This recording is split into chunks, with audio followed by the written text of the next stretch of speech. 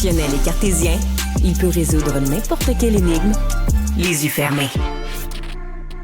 C'est la presse ce matin qui nous présente cette entrevue avec une vice-présidente de la SAQ qui dit qu'il y a comme un ménage à faire, ni plus ni moins, dans les produits québécois, les alcools, les spiritueux québécois, distribués à la SAQ. Bon, elle dit, Sandrine Bourlet, vice-présidente commercialisation de la SAQ, dit avoir un deuxième gin saveur de citron, ce n'est peut-être plus nécessaire.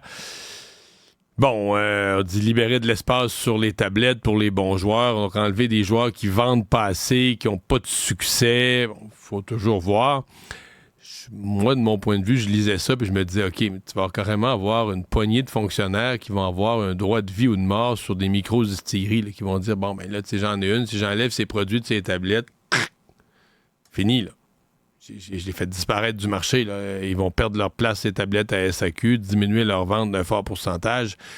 On peut même imaginer que la banque, quand la banque va savoir que qu'il a prêté là, pour les équipements de production, la banque va dire, OK, là, t'es même plus ces tablettes de la SAQ, je rappelle ta marge.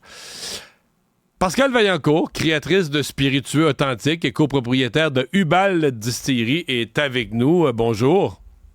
Bonjour. Est-ce que chez Hubal de Distillerie, vous voyez certains de vos produits en danger de cette réforme?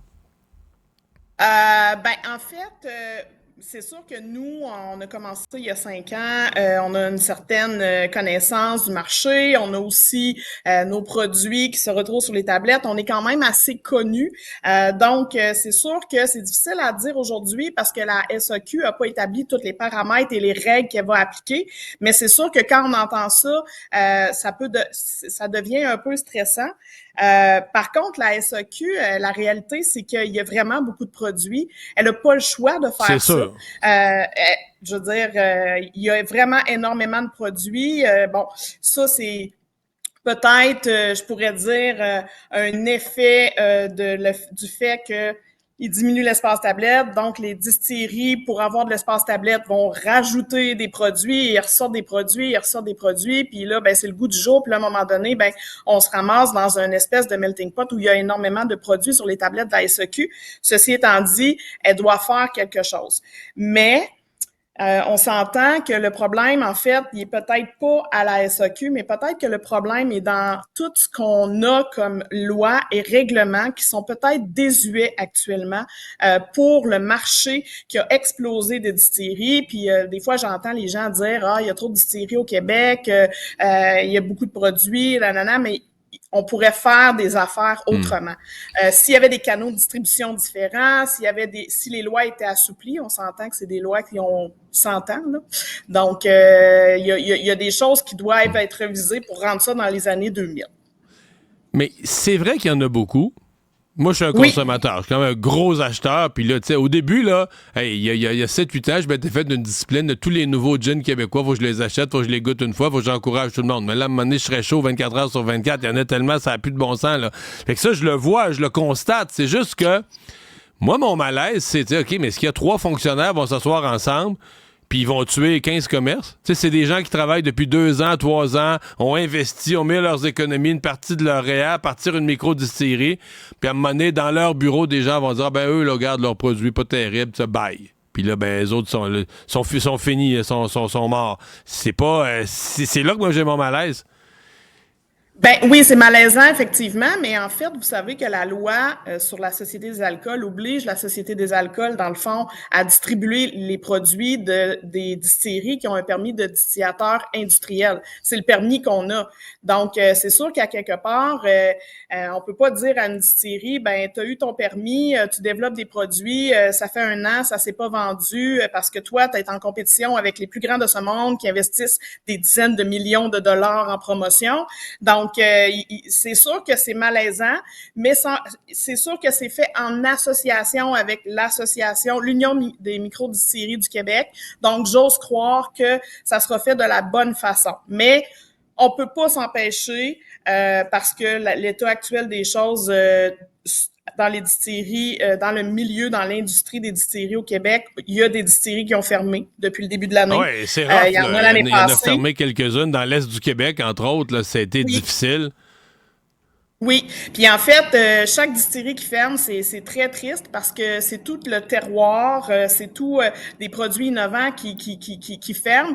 Puis c'est sûr que ça va impacter les artisans, ceux qui partent vraiment des aromates, qui vont aller chercher dans l'autocueillette, qu'ils vont mettre en valeur les fruits de leur région, qui vont faire partir à partir des matières agricoles qu'ils cultivent. Fait que c'est sûr que ça, c'est un enjeu actuellement.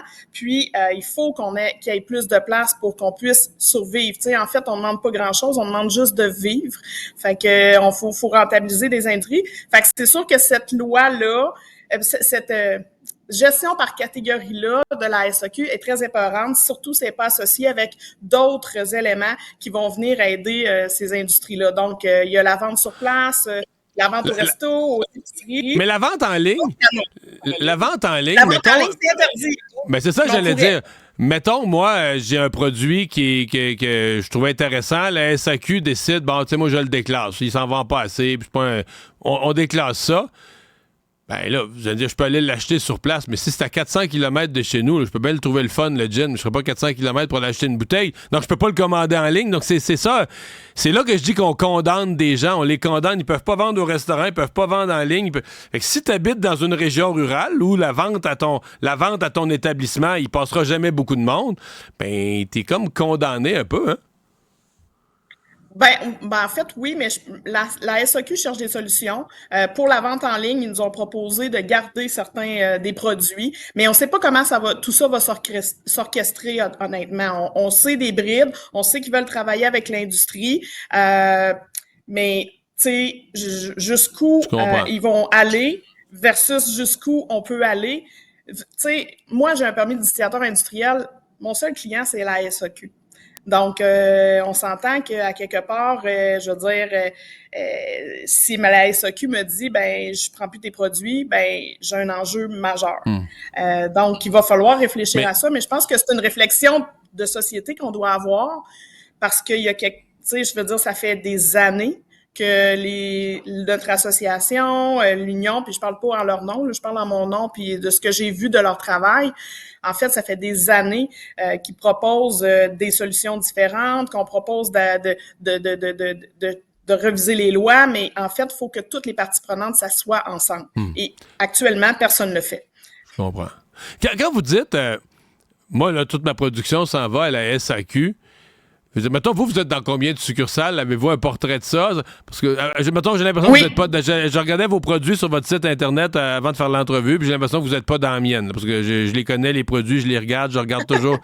Mais c'est ça, c'est parce que être à la SAQ, c'est pas nécessairement être dans chaque succursale, hein? Non, en fait, quand la SAQ accepte un produit, ben nous, on a un travail, en fait, d'aller voir chacune des succursales pour vendre nos produits, pour être distribués dans ces succursales-là.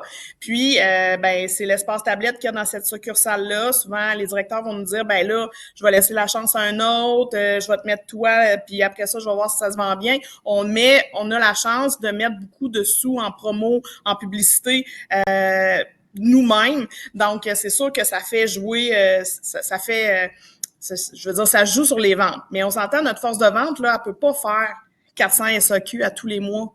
On s'entend, là. Fait que, je veux dire, à quelque part, il y a ça aussi, c'est un effort de tous les jours. On a une super belle équipe, on a des gens qui croient en nos produits, les gens viennent visiter. Tu sais, je veux dire, on a tout pour faire un succès. Mais à un moment donné, il faut aussi avoir une bonne distribution. Mais ce que je vous dirais, là, c'est que je pense que c'est plus s'asseoir avec les parties prenantes, les gouvernements en place, je veux dire la RACJ, le ministère des Finances, le ministère de l'Économie et de l'Innovation, la SAQ. Je pense qu'il y a une solution à trouver ensemble pour faire en sorte qu'on arrive dans les années 2000 avec les lois actuelles.